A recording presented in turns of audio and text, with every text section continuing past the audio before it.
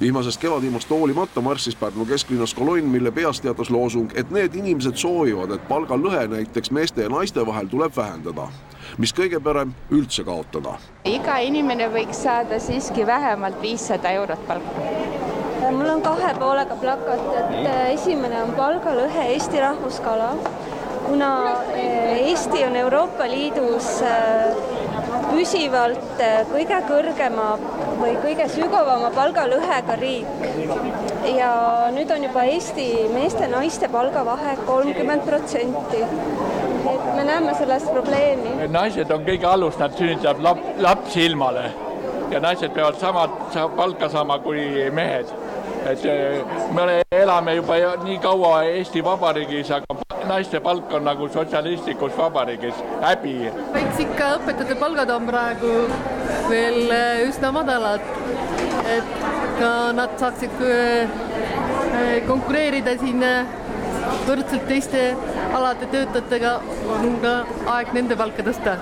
Pärast Marssi linnas siirduti juba tubasemate tegevuste juurde, kus kogu see teema juba lavalt jutuks võeti. Ma arvan, et põhjused on peamiselt siiski kahe kõrva vahel, et mingites sellises sisse juurdunud tavades ja normides rohkem, et sest sellist seadust ju ei ole, mis keelaks naistele maksta meestega võrdset palka. Meil valitseb tööturul ikkagi märkimisväärne selline segregatsioon, et on teatud tegevusalad, kus on naised väga tugevasti üleesindatud ja teised tegevusalad, kus on mehed väga tugevasti üleesindatud.